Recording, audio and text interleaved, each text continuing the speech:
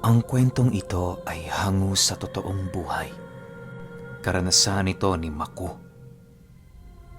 Taong 1966, Panganiban, Catanduanes.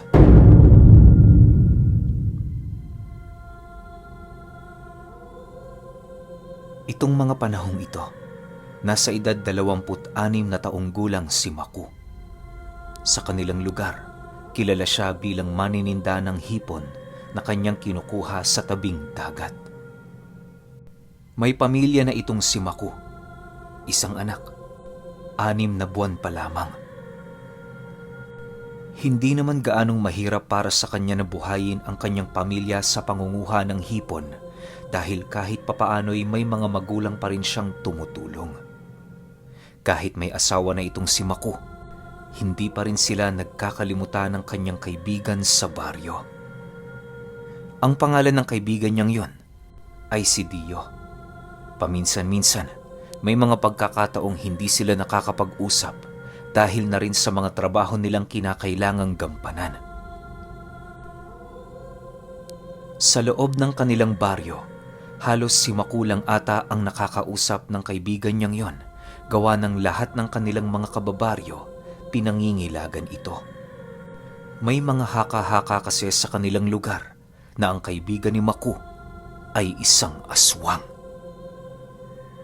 Masakit man para sa kanya ang usaping yon, ni minsan sa buong buhay ni Maku, hindi niya ito pinaghinalaan ng kung ano. Ayon sa kanya, mas gugustuhin niya pang makipagkaibigan sa demonyong may katapatan sa salita kesa sa mga ordinaryong taong walang hangad kung hindi ikay siraan kapag ikay nakatalikod. Dagdag pa ni Maku, wala naman siyang napapansing kakaiba kay Dio sa kadahilan ng ordinaryong tao lang naman ito kung titingnan. Hindi rin madungis ang buo nitong katawan at lalong-lalo na hindi ito nagtataglay ng kakaibang amoy. Dahil sa pagiging ordinaryo ni Dio, kung kaya't inakala noon ni Maku na isang kasinungalingan lamang ang mga usaping kumakalat sa baryo. Nagpatuloy ang kanilang pasasalamat at pag-uusap noon hanggang sa dumating ang puntong si Dio na mismo ang nagtapat sa kanya tungkol sa tunay nitong pagkatao. Isang araw, habang naglilibot ng hipon si Maku, nakasalubong niya ang kanyang kaibigan. Meron itong daladalang mga nyog na nakuha pa nito sa bundok. "Oh, Maku, hindi pa ba tapos ang pagbebenta mo? Kanina ka pang pabalik-balik dito ah." Bungad na wika ni Dio sa kanyang kaibigan. Nang marinig ni Maku ang sinabi nito, napangiti lang naman siya habang sumasagot ng, "Oo medyo madalang ang benta ko ngayong araw. Ang mga suki ko, hindi ko alam pero parang wala nang interes na bumili." Matapos nitong makapagsalita, dali-dali naman siyang inakbayan ni Dio habang nananatiling walang imik. Sa pagpapatuloy ng kanilang paglalakad, bigla namang napatanong si Maku sa kanyang kaibigan, gawa ng napapansin niya noon na tinatahak nila ang daan patungo sa paanan ng bundok. Wala namang mga tao doon, kung kaya't hindi niya gaanong mawari kung saan sila eksaktong pupunta. Dio, saan ba tayo pupunta? Marami pa kasi akong gagawin eh. Baka abutan ako ng hapon. Hindi ko pa naibebenta tong mga paninda ko eh. Mahinahong wika ni Maku sa kanyang kaibigan. "Huwag kang mag-alala. Ako ang bahala sa kita mo. Sa ngayon, sumama ka muna sa akin. May pupuntahan tayo." Sagot naman ni Dio. Matapos nitong makapagsalita, hindi na sumagot noon si Maku, gawa ng may tiwala naman siya kahit papaano sa kanyang kaibigan. Ilang minuto pa ang lumipas, narating na nga nila ang paanan ng bundok kung saan tumambad sa kanila ang napakasukal na kakahuyan. Halos hindi yun kakayaning pasukin ng tao nang hindi gumagapang. Sa kadahilanang masyadong dikit-dikit ang sanga ng mga ito.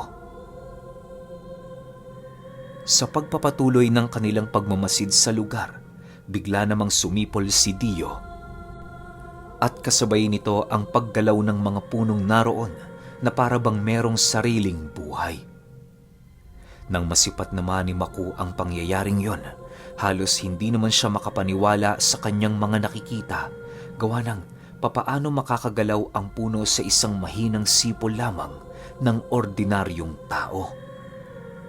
Ayon kay Maku, ang mga punong kanyang nakikita noon sa lugar parang may mga sariling buhay dahil alam nito kung saan sila dadako. Segundo lang noon ang dumaan nang biglang tumambad sa kanila ang isang malapad na daan kung saan walang sumasagabal na punong nakatirik sa lugar. Matapos yung gawin ni Dio, mabilisan naman silang naglakad papaloob nito. Si Maku noon, medyo nag-aalangan pang pumasok, gawa ng napakahirap para sa kanya na pasukin ang ganoong uri ng lugar. Nang mapansin ni Dio ang kanyang pag-aalangan, mahinahon naman siya nitong nilapitan ng nakangiti. Huwag kang mag-alala, tol. Walang mangyayaring masama sa'yo dito. Tandaan mo, anumang nilalang ang makikita mo sa lugar na ito, kaibigan ko. Tayo na. Pumasok na tayo. Wika ni Dio. Nang marinig ito ni Maku, wala na siyang nagawa kundi sumunod sa kanyang kaibigan. Bagaman labis-labis na takot ang kanyang nadarama, wala siyang magagawa kundi ang magtiwala. Sa isip-isip ni Maku noon, hindi siya kayang ipahamak ng kaibigan niyang yon sa kadahilanang masyado ng marami ang kanilang pinagsamahan. Kilala din naman niya si Dio kahit papaano, kaya kampante siyang sumunod dito. Habang nasa kasagsagan sila ng paglalakad, inilahad sa kanya ni Dio kung sino-sino ang nilalaman ng lugar na yon. Ayon dito, mga engkanto ang naninirahan sa paanan ng bundok na kanilang binabagtas na halos ang karamihan doon nasa ilalim ng kanyang pamamahala. Sa kanila kasi ang lupaing yon at siya na ang napamanahan ng kanyang pamilya na magbantay ng kabuuang lugar. May kasunduan din si Dio sa lahat ng engkanto sa lugar na susunod ang mga ito sa bagay na kanyang nanaisin. Dagdag pa ni Dio, totoo ang usap-usapan ng kanilang mga kababaryo na meron siyang dugo ng isang aswang. Subalit ang usaping yon ay matagal nang nakalimutan, gawa ng tanging si Maku na lamang ang nakakakita sa kanyang pag-iral. Kaya lang naman ako hindi kinakausap ng iyong mga kababaryo, Maku, dahil ikaw lang ang nakakakita sa akin. Pero huwag kang mag-alala, kakampi mo ako, kaibigan mo ako. Sino man ang gumawa ng masama sa'yo, makakatikim ng galit ko. Wika ni Dio matapos nitong mailahad kay Maku ang lahat ng kanyang sikreto. Nang marinig naman ni Maku ang sinabi nito, hindi pa siya noon lubusang naniniwala gawa ng sa isip-isip niya, maaaring pinaglololoko lamang siya ng kaibigan niyang yun. Ilang minuto pa ang lumipas, narating na nga nila ang hindi gaanong kalakihang bahay kung saan tumambad sa harapan nila Maku ang isang matandang lalaking bumibiyak ng mga panggatong gamit-gamit ang isang malaking palakol. Sa paglapit nila sa kinaroroonan nito, agad naman silang nagmano pagpapakita ng kanilang paggalang. O Dio, ito na ba ang sinasabi mong kaibigan? Mabuti naman at dinala mo siya rito. Wika ng matanda matapos makapagmano ni Maku. Olo, siya nga ho pala. Kilala niyo naman to, hindi ba? At nga pala, Lo, may makakain ba tayo dyan? Sagot naman dito ni Dio. Matapos nitong magsalita, marahan naman yung pumasok sa loob ng kanilang bahay. Si Maku noon, nagpa siyang manatili sa tabi ng matanda dahil nais siya nitong makausap. Nang silang dalawa na lamang ang natira sa bakuran, Pinili ni Maku na pagmasda ng matanda sa ginagawa nitong pagbibiyak ng mga panggatong. Sa pagpapatuloy ng kanyang pagmamasid, bigla naman niya noong napansin ang bigat ng palakol na ginagamit ng matanda. Kung hindi siya nagkakamali, ilang kilo din ang palakol na yon dahil sa bakal nitong hawakan. Para mapatunayan na tama ang kanyang hinala, nagpresenta siya noong tumulong sa matanda. Nang marinig naman ng matanda ang kanyang nais, ngumisi lang naman ito habang iniaabot sa kanya ang palakol. Sigurado ka ba dyan, iho? Mabigat yan. Wika ng matanda, pagsilay nitong papalapit na sa kanya si Maku. Nang marinig naman ni Maku ang sinabi nito, tumawa lang naman siya habang walang pag-aalangang binubuhat ang palakol. Paghawak niya sa palakol na yon, laking gulat na lamang niya nang bigla niya itong mabitawan. Gulat na gulat siya noong mga oras na yon, sa kadahilan ng kahit pagbalanse ay hindi niya nagawa. Animoy 200 kilo ang palakol na yon na siya namang naging palaisipan para sa kanya. Kanina kasi habang nanonood siya, parang napakadali lang sa matanda na gamitin ang bagay na yon. Matapos ang mga pangyayari, dali-dali namang kinuha sa kanya ang palakol. Nagpatuloy na din yon sa ginagawa nito nang masipat nila ang pagdating ni Dio. Paglapit nito sa kanilang kinaroroonan, agad naman siyang inabutan nito ng isang tasang kape at iilang mga tinapay na nabili nito sa bayan. Ilang minuto pa ang lumipas, doon na nag-umpisa ang kanilang seryosong usapan. Hindi naman nagpumilit si Maku na alamin ng lahat-lahat, ngunit pinilit yung maipakita ng kanyang kaibigan. Habang nasa kasagsagan sila noon ng pag-uusap, doon niya napag-alaman ng kakayahan ni Dio na pabilisin ang oras sa lugar na yon. Inilahad din ng kaibigan niyang yon sa kanya na lahat ng bagay na iniisip ni Maku na imposible, kaya niyang gawin sa paanan ng bundok. Napag-alaman din noon ni Maku na ang lugar na pinagtitirhan ng kanyang kaibigan at lolo nito ay hindi literal na nakatirik sa mundo ng mga tao.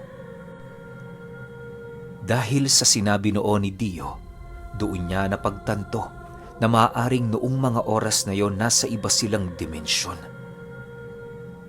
Matapos niya itong marinig sa kanyang kaibigan, bakas naman sa kanyang pagmumuka ang labis na pagkabahala sa kadahilan ng hindi niya alam kung papaano sila makakabalik sa mundo ng mga tao. Aminado noon si Maku, wala siyang kaide-ideya kung ano ang pinaggagawa ng mga ito habang sila'y nag-uusap. Ilang oras pa ang lumipas, nagpasya na noon si Dio na ibalik si Maku sa baryo nito. Alam kasi nitong limitado lamang ang oras ng kanyang kaibigan, gawa ng meron na itong pamilyang kinakailangang bantayan. Sa paglayo nila sa lugar ng matanda, mariin namang inilahad sa kanya ni Dio na kapag may kailangan siya, sumipo lang siya ng 3 beses. Nang marinig naman ni Maku ang sinabi nito, tumangulang naman yon habang nagpapasalamat. Sa paglabas nila sa lugar, agad naman noong napansin ni Maku ang dahan-dahang paglubog ng araw. Sa puntong yon, wala na siyang nagawa kundi ang kumaripas ng takbo pabalik sa kanilang tahanan. Iniwan na niya noon si Dio, gawa ng alam niya sa kanyang sarili na hindi na siya nito sasamahan patungo sa kanilang tahanan.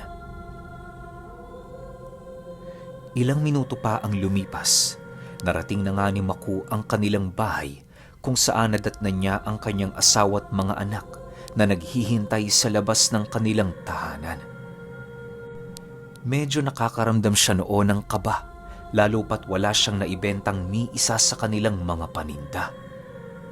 Paglapit niya sa kinaroroonan nito, laking gulat na lamang niya nang tumambad sa kanyang bayong ang mga salaping kapalit ng mga hipon. Sobra-sobra ang tuwa noon ni Maku sa kadahilan ng kahit papaano'y meron silang magagamit na salapi sa loob ng isang linggo. Ilang buwan pa ang lumipas, medyo madalang na ang pagpapakita sa kanya ni Dio. Hindi niya alam kung ano ang dahilan nito pero magmula noong napag-alaman niyang buntis ang kanyang asawa, naglaho na lamang ito na parang pula. Paminsan-minsan, pumapasok sa isipan ni Maku noon na dahil sa dugo ng aswang na nananalaytay sa kanyang kaibigan kung kaya't ayaw siya nitong masilayan. Maaari kasing umiiwas lang to sa tentasyon na siya namang labis niyang naiintindihan. Sa pagsapit ng ika-5 buwang pagdadalang tao ng kanyang asawa, doon na nga dahan-dahang nakakaramdam ng kakaiba si Maku sa kanilang tahanan. Marami na noong napapadpad sa kanilang tahanang iba't ibang uri ng hayop na merong pambihirang laki. Dahil sa mga kakaibang nasisipat niya sa lugar, kung kaya't nagpasya si Maku na maghanap ng mga albularyo na makakatulong sa kanila. Napapansin na din niya kasi noon ang hindi maayos na kalagayan ng kanyang asawa. Ilang ulit na din siyang sumipol sa labas ng bahay nila, subalit walang biyo ang nagpakita. Dahil sa mga nangyari, inakala ni Maku na hindi na siya naririnig ng kanyang kaibigan. May mga albularyo naman noong tumutulong sa kanila, subalit alam ni Maku sa kanyang sarili na hindi ito sapat para maitaboy ang mga nilalang na nagpaparamdam sa kanilang lugar. Isang gabi, habang nagluluto ng hipon si Maku, nakarinig siya ng mahinang pagkatok sa labas ng kanilang pintuan. Banayad lamang ang pagkatok nito, kaya na may agad na inakala ni Maku na isa itong ordinaryong tao. Maku! Nandyan ka ba? Buksan mo nga ang pinto nang makapasok ako. Wika ng panauhin sa labas ng kanilang tahanan. Sino ba yan? Gabing-gabi na. Hindi ba pwedeng may pagpabukas ang pakay mo? Sagot naman dito ni Maku.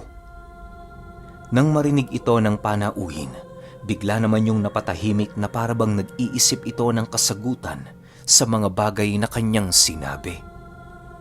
Ilang minuto pa ang lumipas, bigla naman itong sumagot sa kanya ng, Si Dio to! Buksan mo! Dahil sa sinabi nito, wala nang nagawa si Maku kundi buksan ang pinto. Pag-alis niya noon ng trangka, bigla namang bumungad sa harapan niya ang isang nilalang na hindi niya gaanong mawari ang itsura. Walang sabi-sabi, agad nitong hinawakan ang kanyang balikat at kasabay nito ang mabilisan nitong paghatak sa kanya papalabas ng kanilang bahay. Dahil sa lakas ng nilalang na yon, kung kaya't ilang dipa ang tinilapo ni Maku sa kanilang bakuran. Matapos ang mga pangyayari, agad naman siyang tumayo at kasabay nito ang kanyang pagtakbo patungo sa loob ng kanilang bahay. Nasisipat niya kasi noong may mga nilalang na gumagapang sa kanilang bubong na maaaring makarating sa silid na pinagpapahingahan ng kanyang asawa't anak. Subalit, hindi pa man nakakalapit sa kanilang bahay, agad naman siyang tinambangan ng 2 kalabaw na naroon sa harapan ng kanilang pinto. Nanlilisik ang mga mata nito na parabang handang manuwag sa sino mang magtatangkang lumapit sa lugar na yon. Maya-maya pa, bigla namang nasipat ni Maku ang paglabas ng isang dambuhalang daga sa kanilang bahay na tangan-tangan ang nakadilat niyang asawa na hindi gumagalaw. Duguan na din ang katawan nito na parabang nilapayo ng ilang ulit. Sa paglabas ng nilalang sa loob ng kanilang tahanan, wala nang nagawa si Maku kundi ito ay tingnan. Nang akmang lalayo na ito sa kanilang lugar, sa hindi malamang dahilan, bigla na lamang itong natigilan sa kanilang kinaroroonan. Pagsilay ni Maku sa harapan ng mga nilalang, tumambad ang kanyang kaibigan na nanlilisik ang mga mata habang nakatitig sa mga nilalang. Sinong nagbigay sa inyo ng pahintulot para manalasa sa lugar na ito? Gigil na tanong ni Dio. Nang marinig ito ng mga nilalang, bigla naman yung napatanong sa kaibigan ni Maku na para bang hindi sila makapaniwala sa mabilisang pagbalik nito. Habang pinakikinggan ni Maku ang pag-uusap ng mga nilalang na yon, napansin niya noong tila ba may ginawa ang mga ito sa kanyang kaibigan kung kaya't naging mahirap para sa kanya na ito ay mahingian ng tulong. Hindi niya alam kung ano ang bagay na yon pero nasisiguro niyang may ginawa ang mga ito. Matapos ang kanilang seryosong pag-uusap, dahan-dahan namang lumapit si Dio sa mga nilalang habang patuloy na nag-uusal. Maya-maya pa, laking gulat na lamang ni Maku nang masipat niya itong magkaroon ng dalawang kahawig na parabang nanggaling sa kawalan. Sa paglitaw ng dalawang kamukha ni Dio, agad namang napasugod ang mga aswang, subalit kagaya ng inaasahan, hindi nito nagawang makalapit sa kinaroroonan ng kanyang kaibigan. Bago pa man kasi tuluyang makalapit ang nilalang na yon, nagawa na itong mapaslang ng mga nilalang nakahawig ni Dio. Sobrang lakas ng mga ito na halos dumating na sa puntong masunog ang kabuang anyo ng mga aswang dahil sa nag-uumapaw nitong presensya. Matapos ang mga pangyayaring yon, tanging nag-iisang aswang na lamang ang natira at yon ay nagtatangan sa asawa ni Maku. Binigyan pa yon ng huling pagkakataon ni Dio para mabuhay, subalit sa kasamaang palad patuloy itong nagmatigas. Nang wala ng pagpipilian ang kaibigan noon ni Maku, nagpasya na itong isama sa hukay ang nilalang na yon. Tama yung ginagawa mo. Patunay lamang na meron kang kinalaman sa mga nangyayari sa bahay ng aking lolo. Wika ni Dio habang kumukuha ng isang maliit na sanga ng puno. Pagkakuha doon ni Dio, bigla naman niya yung ibinato sa nilalang na siyang naging sanihi para mabitawan ng nilalang na yon ang asawa ni Maku. Matapos ang mga pangyayari, dali-dali namang pinuntahan ni Maku ang kanyang asawa habang patuloy na umiiyak. Maging siya man noon, hindi makapaniwala sa mga nangyayari, gawa ng unang beses pa lamang siyang makasilay ng ganoong kaganapan. Nang makalapit na siya sa kinaroroonan nito, agad naman niyang hinila ang kanyang asawang tulala habang patuloy na umiiyak. Matapos niya itong mailayo sa aswang, bigla naman siyang napatingin kay Dio nang masipat niyang dahan-dahan itong tinatalian ang mga nilalang gamit-gamit ang isang makapal na baging. Sa pagpapatuloy ng kanyang pagmamasid, tila ba naging pipi siya sa harapan ng kanyang kaibigan gawa ng hindi siya makapaniwala sa kasalukuyan nitong ginagawa. Nararamdaman kasi noon ni Maku na ibang-iba ang presensya noon ni Dio, kaya na may hindi na siya nag-abala na kausapin ito. Matapos maisagawa ni Dio ang pagtatali sa mga aswang, mahinahon yung napatingin sa kanyang kaibigan habang nagwiwika ng, Pasensya na, Mac, kung hindi ako nakakarating sa iyong mga pagtawag. Sa ngayon mukhang malabo na tayong magkita. May mga bagay akong kasalukuyang ginagawa na hindi ka na dapat masali pa. Mag-iingat ka, Mac. Kapag nasa panganib ka, pipilitin kong dumating para mabigyan ka ng tulong. Mauna na ako. Ikumusta mo na lang ako paglabas ng anak mo. Matapos makapagsalita ni Dio, bigla na lamang itong nilamon ng apoy kasama ng bangkay ng mga aswang. Sa pagbalik ng katahimikan sa paligid, doon pa lamang bumalik ang wisyo ng kanyang asawa. Dali-dali niya yung ipinasok sa bahay nila nang sa gayoy hindi ito magtaka kung bakit naroon sila sa labas ng kanilang tahanan. Kinaumagahan, bigla namang naglaho ang kabuang sugat nito na parabang wala man lang doong nangyari. Hindi na din ninais pang ilahad ni Maku ang mga kaganapan noong nagdaang gabi upang hindi yun maglikha ng anumang takot sa kanyang pamilya. Makalipas pa ang ilang araw, meron siyang napansing isang puno ng bayabas na tumubo sa tabi ng bahay nila. Labis-labis ang pagtataka noon ni Maku sa kadahilanang ni damo sa lugar na yon hindi nabubuhay. Dala ng kanyang paniniwalang halaman ito na iniwan ni Dio kung kaya't ibinuhos niya doon ang kanyang pagmamahal at pag-aalaga. Labis kasi siyang naniniwala na ang puno ng bayabas na tumubo sa gilid ng kanilang bahay magbibigay sa kanila ng swerte at proteksyon.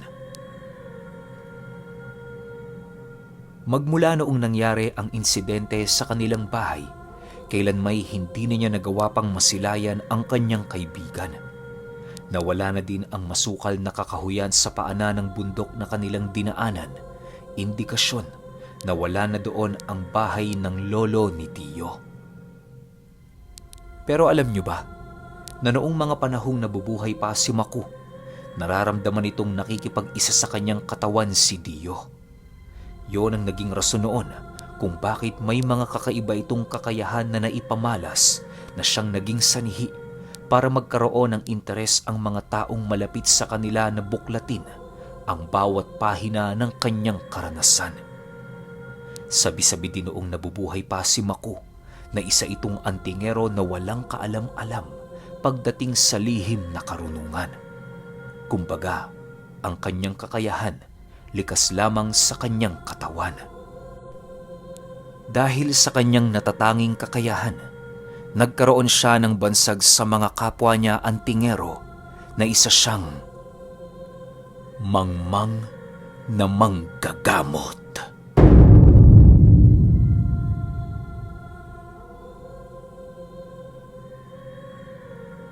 Okay, opinyon ko sa kwento.